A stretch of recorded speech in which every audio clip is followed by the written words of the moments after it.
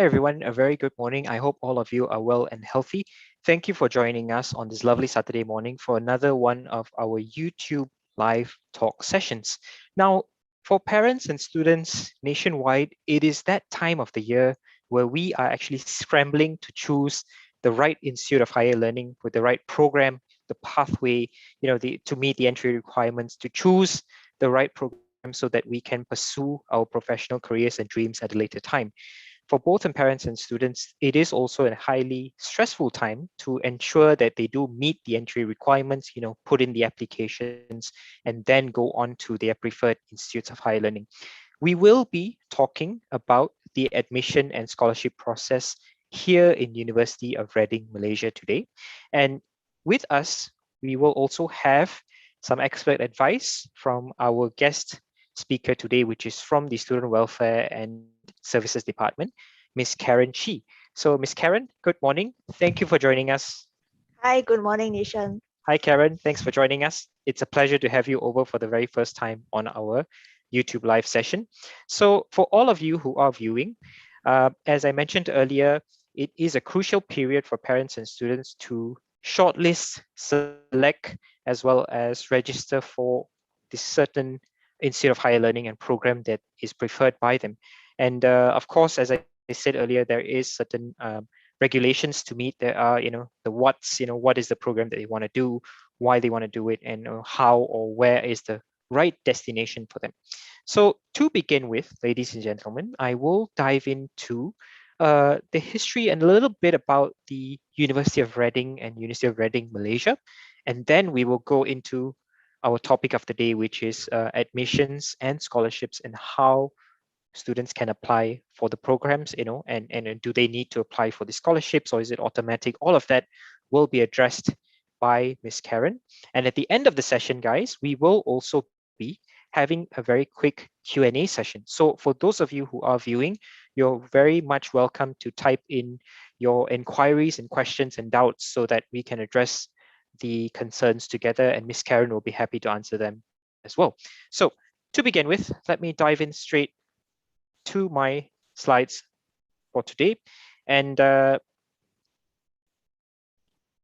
I would just need your help to tell me if you can actually view this slide. Yes, I can see. Awesome. Thank you, Karen. All right, ladies and gentlemen. So to begin with, the University of Reading is an established and old institute of higher learning in the UK. It is a popular destination for students in the UK as well as for people around the world. It is not a new institute of higher learning. As I said, it does have a rich history and heritage to it. Back in 1892 or the late 1800s, the university began as an extension college of Oxford University, and in 1926 received its charter to operate as an independent university. And ever since then, the university prides with producing hundreds of thousands of graduates over the years in a variety of disciplines, agriculture, architecture, business, history, economics, you name it. There's been a huge offering for the undergraduate and postgraduate programs by the university. And the adventure of University of Reading, Malaysia began in 2013, where we started teaching here in Johor Bahru. And in 2015, the university completed the construction of our state-of-the-art Iskandar campus, which is also the only international branch campus of the University of Reading outside of the UK. So the only international branch campus outside of the UK is here in Malaysia, and we officially launched in 2016. So since then, we've been producing graduates in a focused number or focused selection of degree programs. We only offer about 8 programs here, including foundation and 7 different degree programs, which we will explain to you in a moment. So as you can see, this is the map of the UK, and Reading, right below there, the red star is where the University of Reading is located. And it is very close to London. It is about a 25 to 30-minute train ride from London. It is home to over 18,000 students from over 150 different countries. So that's how diverse the university is. That's how the community is there over there. So it is a big community of students, and the university offers a little over 200 degree programs and also 50 postgraduate programs that are available for students. Of course, the place has also been known as one of the top green spaces in the UK and has won numerous accolades on that area as well. Now, these are some shots of the University of Reading in the UK. As you can see, it is a good mix of both traditional and modern architecture, and it is a very conducive place for learning. It is a big green area. As you can see, students are just making use of the space that's at their disposal, and people walk around, people cycle. It is a healthy community over there. This is, of course, the University of Reading, Malaysia's location. So as you can see, the star right down there, down south, right beside Singapore. As you can see, it's known as, the place where the university is located is known as Edu City Iskandar Putri. So Edu City, for those of you who are viewing, for those of you who are not from Johor or not from JB, who are not familiar with the place, Iskandar Putri is actually a sort of a new city here in Johor Bahru, and it is home to a number of attractions, places like Forest City, places like Legoland, and a couple of other tourist attractions. We are incredibly close to JB Town, which is only about 20 minutes drive. At the same time, the university is located in a place called Edu City. So it is the first of its kind education hub that's designed for education purposes. We're not a campus that's located right in the heart of a bustling city, or we're not part of a sort of a mall or a shop lot. No, we are a standalone proper campus. We provide a proper campus environment. And at current moment, we have a very small but diverse community. We only have about 640 students, and 10% of them are from abroad, international. Majority of the students are actually local. And at the same time, we offer 8 different programs. And these are some shots of the Malaysia campus. As you can see, it is a sleek, modern architecture building. It is a spacious place where students have access to a number of variety of facilities. The business students have their finance and dealing room. The psychology students have their brain and behavior research unit. We also have the BIM lounge, which is used by the QS students, and then there's the large lecture theatre, there's the library. So it is a conducive learning environment for students. And of course, for those of you who are wondering, what are the pathways that are involved, en route to you achieving your degree success, is of course, O-level SPM or IGCSE leavers will go through the 1-year intense foundation program. And after foundation, you jump in straight to your degree qualification. Now, for those of you who have done your STPM, or perhaps you will be receiving your A-level results next week on Tuesday, if I recall right. So you guys do not need to do the foundation program, given that you meet the entry requirements. So you can actually progress straight to the degree programs. As you can see here, you do your STPM or A-level or diploma or foundation, you meet the entry requirements, you're good to go straight into the degree programs. So all the degree programs that are listed here are actually 3 years duration, but except for the accounting and finance program, which is a 4-year program, because it has a compulsory 1-year internship. And of course, the program selection that we have is as here. So you can see the 8 different types of programs that we offer here in Malaysia campus. If you recall earlier, I said it's a very focused selection of programs that are in demand here in the Malaysian market. So we've got the foundation program for the SPM and IGCSE leavers, and then you have the 7 top degree programs offered here, real estate, quantity surveying, psychology, law, business management, finance and business management, as well as our accounting program. So there you have it. Each program uniquely tailored and unique in its own way that offers students the exact same degree of qualification as what you would get if you were to spend time in the UK campus. So guys, that's a very brief introduction about the University of Reading and University of Reading Malaysia. We will now dive in straight to our topic of the day, admissions and scholarships, how do you apply? And Miss Karen will be elaborating further on this topic. And don't forget to type in your questions into the live chat so we can address them at a later time when we are done with the presentation. So Karen, all over to you. Thank you, Nishen. Hi, good morning, everyone. So just give me a moment while I share my screen.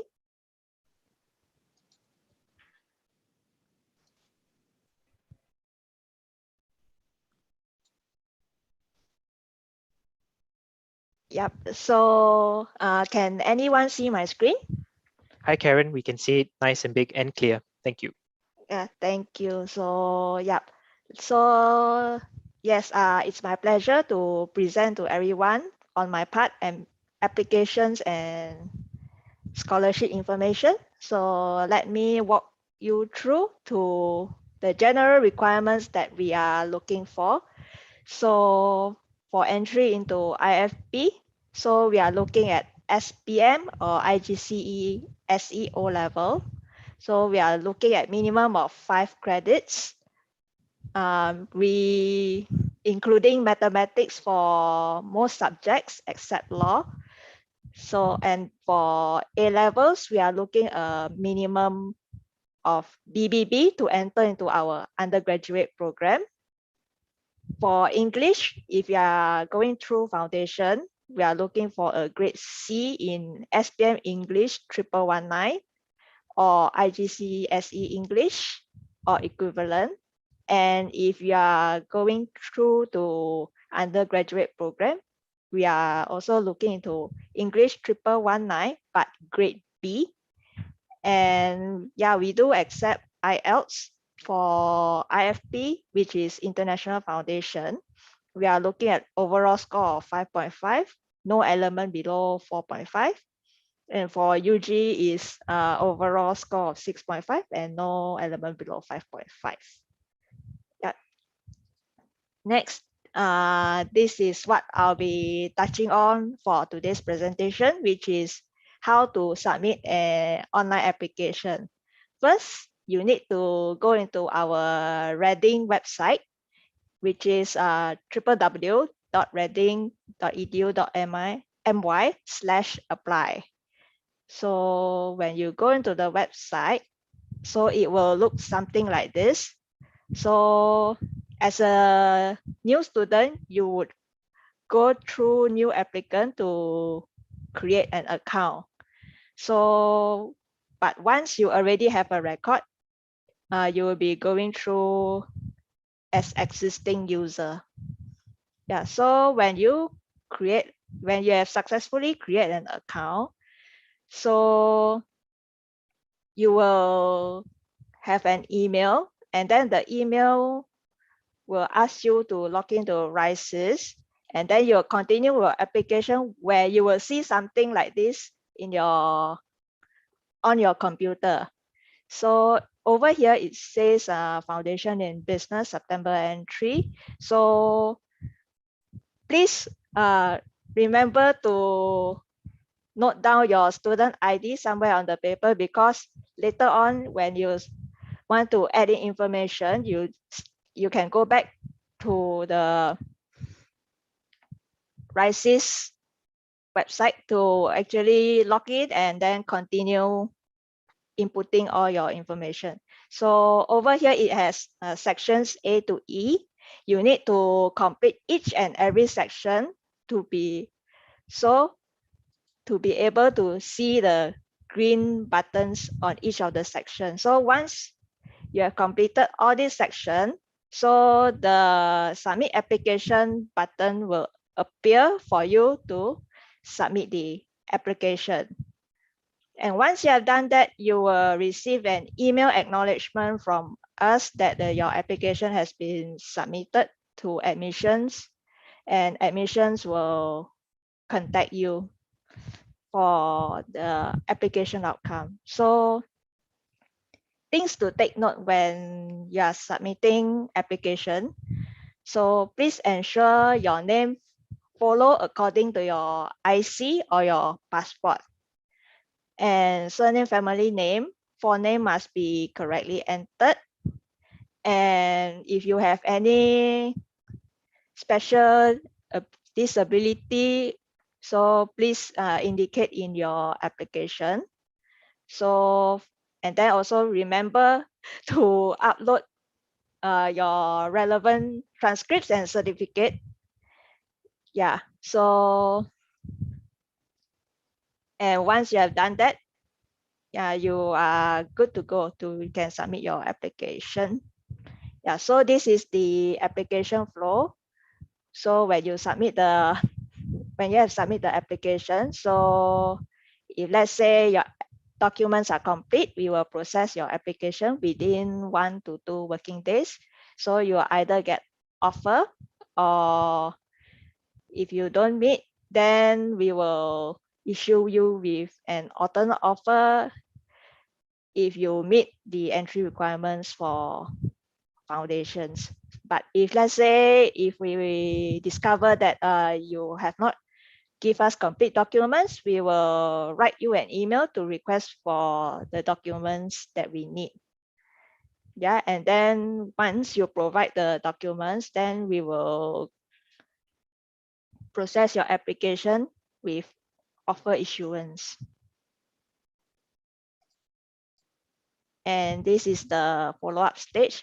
So when you receive the offer letter, so if let's say if this is an agent application, so yeah, you need to contact your agents to follow up with them for your offer letters, and then you can accept your offer and pay the deposit to secure your offer. So yeah, offer letters, basically there are two types, conditional and unconditional. So when you receive the offer letter, you can respond to the offer letter email thread to accept the offer. So once admission receives the response from you, we will send you the next step information. And after you have made the payment and towards the welcome week or the freshers day, you will receive the enrollment details. So basically, this is a general application deadlines for you to take note. So for local applications, yeah, it's 1 week before the intake, and for international applications, it's 2 months before the intake for all programs. Now I will touch on scholarship. So yeah, for high achiever scholarship, we have up to 30% off year 1 tuition fees, depending on the level of academic achievement. And for those with who got 30%, so you may even get a provost scholarship invitation application. And we also have a alumni scholarship for children of alumni. And we have the Royal Institution of Surveyors for quantity surveying. And of course, if you would like to have more information on scholarships, you can always go to our scholarships website with terms and conditions apply. Yeah. And yep, yeah, that was very fast. So this is our contact info. So if you have like, you would like to speak to us in person, you can always write in your email to us, or you can always call our general line, and one of us, myself or the other colleague, will attend to you, to your queries. Yep. With that, yeah, yeah, I've come to the end of my presentation. And if you have any questions, yeah, you can just post your questions. Hi, Nishen. Back to you. Hi, Karen. Thank you very much for the brief and detailed and quick presentation.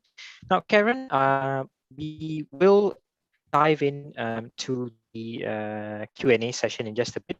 I see that there aren't any questions at the moment from the students. Oh, we already do actually have a question from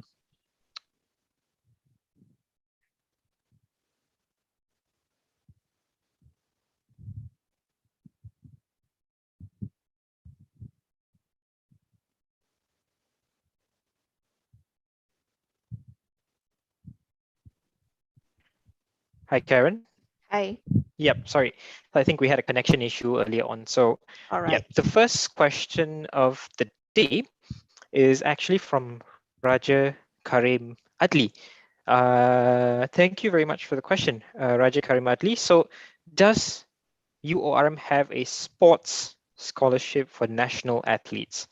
So, I would have to answer this, Karen. So from what we do practice, Karim, we do have two types of scholarships, which is number one, the High Achiever Scholarship, which is based purely on your academic results, the one that you use to apply for. Maybe if you are a diploma leaver, if you are an A-level leaver, then we will take what you've achieved at that level of study.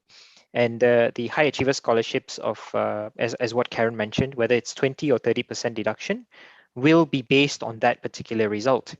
And also we have the Provost Award, which the 30% recipients of the High Achiever Scholarship will be invited to apply for the Provost Award, which of course will be involving a shortlisting process. There will be an interview with the management before the successful candidate is selected and given the Provost Award. Even for those who miss out on the Provost Award, you have the High Achiever Scholarship.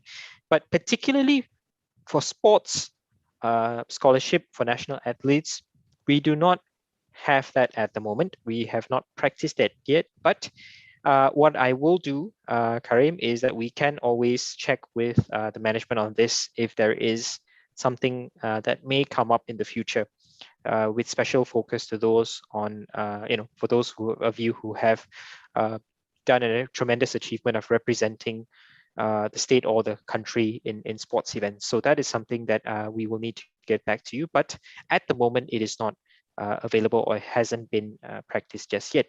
So that was the first question of the day. Raja Karim Adli, thank you very much for the question. I we will now dive in to the questions, Karen, which we've received as recruiters from parents and students alike. Of course, the first question, Karen, is the uncertainties of the pandemic has actually only allowed students to sit for their exams at the delayed time. As we all know, SPM has been delayed. It will be delayed again for the upcoming SPM exams, and also the other exams, IGCSE and so on. So can students apply using their forecast results? Karen? Yep. We can accept forecast results. So if they have, let's say, provide us the forecast results, they will get the conditional offer letter, for their foundation in business. So the conditions will be, achieving the minimum 5 Cs and also meeting the English requirement. So once they get the results, then they can submit to admissions. Okay. Yes, they can enroll using the forecast results first, but they still need to submit the actual documents once they have it. Awesome. So it is very possible for students with, say, their AS results or their forecast results, those who haven't sat for the final exam, if you have the forecast results, then you can actually go straight and apply with your forecast result or your trial result. So that's very possible for students. I think that would be a good option for students as well, because they do not want to delay missing out on a seat or on an opportunity of studying with an institute like ours or any other institute for that matter. Now, Karen, thanks for answering that. As we move on to our next question of the day, uh, what should students who are thinking, Karen, it's going on a lot right now in these days, where students will want to transfer their credits. They want to start off in a different institute and then perhaps transfer their credits into ours, or it could be a diploma student which has done a certain amount of modules and they want to transfer credits into our degree program. Probably they're looking at entry directly into year 2. How or what should students who want to do this prepare? What is needed of them? What are the information or the certificates needed? And yep, what would you need as an Yes. admissions officer? Yep. Yeah, I would like to make known to students that credit transfer is a case-by-case application. So if students are looking for credit transfer into year 2, I would suggest that the students write into admissions, informing admissions that they are looking into credit transfer. And then once admission receives their request, we will send them the credit transfer request form. But in addition, students have to provide us the detailed course syllabus from their previous institution so that we are able to submit to the school for consideration on credit transfer. Yeah.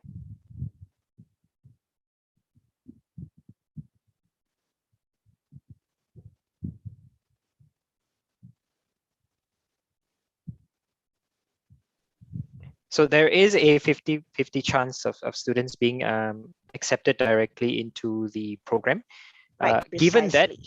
given that they meet the entry requirements. So I am assuming there will be a process of, say, review by the admission team as well as the school itself. The program lead or the academics will be involved in that process, and they will decide with you on whether that student can progress to an advanced study level, or they will start off as the others in year 1. So it is possible, but case by case review.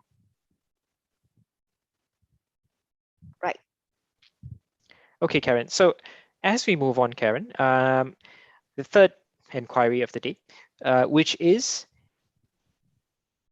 does anyone need to apply for the scholarships that we offer? You mentioned earlier that we have the High Achiever Scholarship. You mentioned that we have the Provost Award.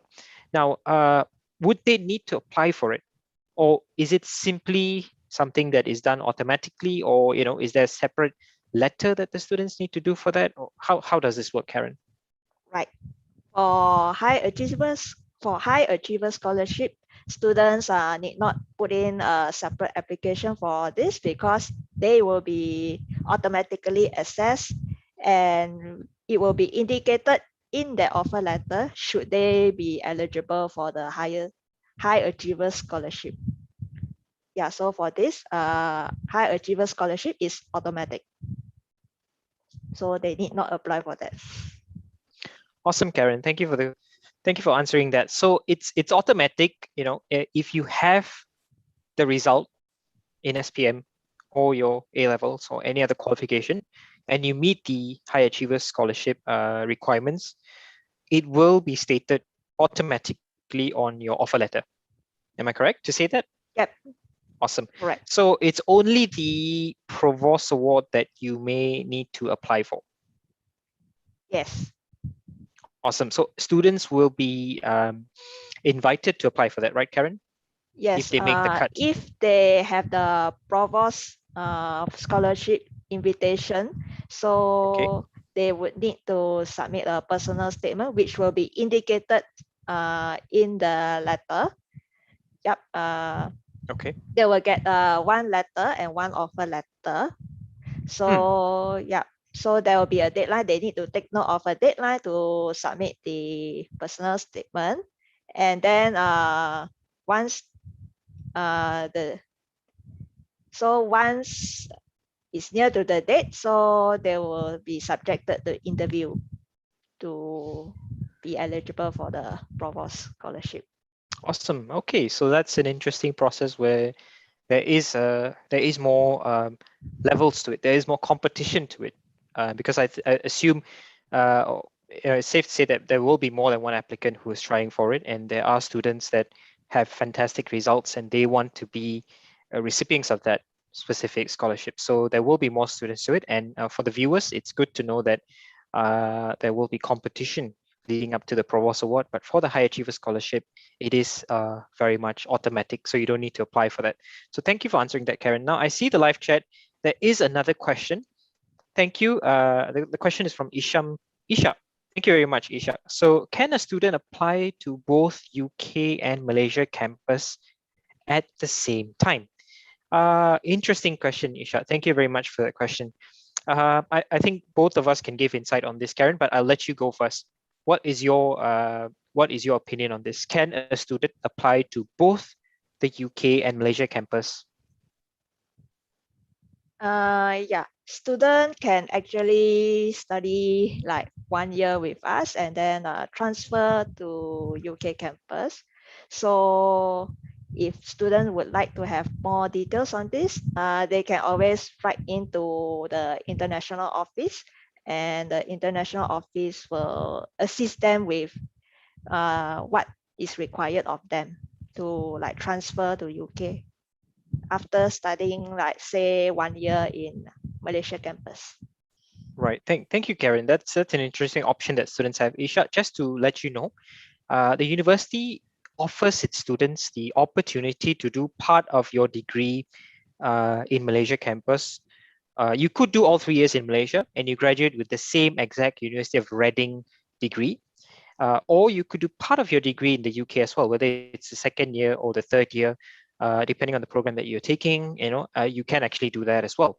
On the other hand, Isha, if you are yet to decide where you want to go, now if you're a foundation student, you do not need to apply through UCAS to go straight to the UK because your information, the details, is already in our RISE system. Hence, it will be a very smooth transfer for you from doing your foundation here to going to the UK to do your degree. That's one option that you have.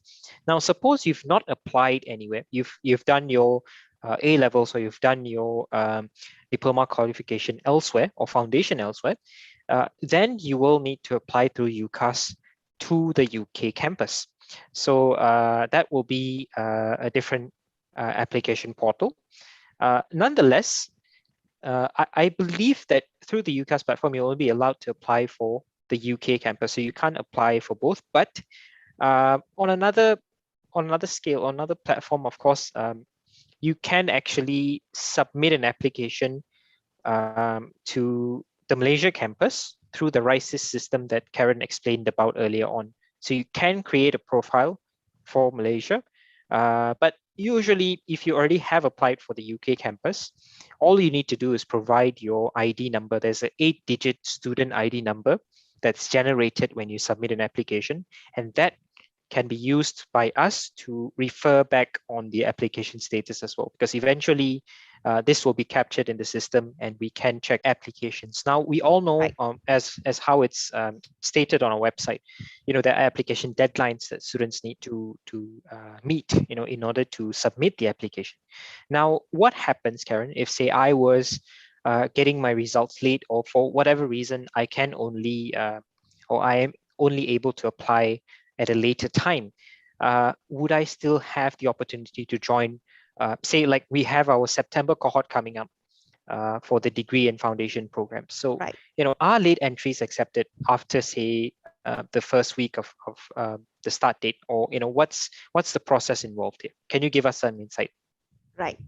For September intake, so assuming that the welcome week starts for UG, for September intake, say it starts on 20th September, so we will like give around 3 weeks for students, for those late arrivals, to put in the application, to accept the offer, and to enroll. But it will be 3 weeks. Same goes for April intake. Yeah. Okay, Karen, thanks for answering that. So if I was a late applicant, I have, when you say 3 weeks, is it 3 weeks exactly, or is it 3 weeks of working day, the 5 working days that's involved? Yeah, it will be the 3 weeks of a working day. Okay. So there is more or less a little bit of time after every intake for students to actually submit the application and still get the offer letter and enroll, because the enrollment process would usually be right after their unconditional offers. And at the same time, as students, you do need to pay a deposit payment of your fees before you're allowed to enroll. Yep, correct. But I still highly encourage students to submit their applications early. Understood totally. I mean, for students and parents that are watching, or you will be watching this at a later time, this will be on YouTube, by the way. So Right. if you have the opportunity to apply earlier, but at the same time you have not made up your mind, that's there's no harm in doing so. There's no harm in submitting an application. We don't charge application fees, so you can actually submit an application. You can speak to us, the counselors, myself, or we have a team of counselors with the university that will be able to guide you through the application process, as well as the programs, the offerings. What are the options you have for mobility? For instance, you could spend all 3 years in Malaysia. You could do the first year in Malaysia, the second year in the UK, and the third year back in Malaysia. That's another option that you have as a student. So these are some of the options that students have as University of Reading Malaysia undergraduate students. So throughout your 3 or 4 years of your degree and foundation journey, there are some very interesting options that you can choose. Or you could simply choose to do all 3 years here, and there's no problem. The reality of it, for parents and students, is when you go to the UK, yes, you get to live in the UK for a certain amount of time. You are exposed to a different culture. You are in a much bigger group of students, very diverse community that we have in the UK campus. On the other hand, it is not the most safest time to travel to the UK right now. We do have the pandemic, we do have the restrictions that are coming along with the pandemic. So for parents and students who are keen and prioritizing the safety, your safety or the safety of your children, but still have the plan to go to the UK at some point of your degree life, then yes, the mobility options that we offer here in University of Reading, Malaysia, would be very, very attractive to you, because you can start off your journey here in year one and then do part of your degree in the UK. It could be the second year, it could be the final year, or it could be both those years. So you do have some interesting options to choose from. But at the same time, um, regardless, you will be graduating with the same exact degree as the UK. And at the same time, saving up to about 60% of the cost. 1 year of what you spend on the UK campus for your fees as well as living costs combined can actually accommodate 3 years worth of fees and living here in Malaysia campus. So that's how affordable it is. At the same time, you might be able to even save up some money for your master's qualification, whether it's here in Malaysia or to the UK. We've had students doing that. We've had students going on to national universities here in Malaysia to do their masters. We've had students going on to University of Reading in the UK, as well as different universities, to do and pursue their masters and PhD qualifications as well. So that's something that you can actually look into at a later time. And Karen, I'm not seeing any new questions in the live chat. I think we can actually wrap up the session for today, Karen, and I wish to thank you for spending your Saturday morning with us, for giving us insight on the application process, the scholarship process, as well as what's required of students to submit their applications. And also for parents and students alike, just to remind you that we will be having our September intakes coming up very, very soon. So it's within the next 2-3 weeks. We will start off with our foundation intake in early September, and then in the third week of September, we will have our undergraduate intake, the welcome week, and then classes will commence after that. So for those of you who are keen to know more about the program offerings, the fees, everything you need to know about the lifestyle of what students can get here as a student in University of Reading Malaysia, please do get in touch with us. We'll be happy to guide you through the process. And in the meantime, Karen, thank you very much. Thank you, Nishen. Thank you. And also for all of you viewers, please stay safe. We will be having another session later today at 3 p.m., which is focused on the which is focused on the construction industry, and it's very much related to the QS program. So surveyor Dr. Celine Lee from the School of Built Environment will be providing us insight later on at 3 p.m. So all of you who are interested in the quantity surveying program, please do join us later on. And we will have more of these live sessions in the next few weeks. Until then, please stay safe. Thank you. And bye, guys. Thank you, Karen. Thank you. Thank you for Bye-bye. listening. Thank you for watching.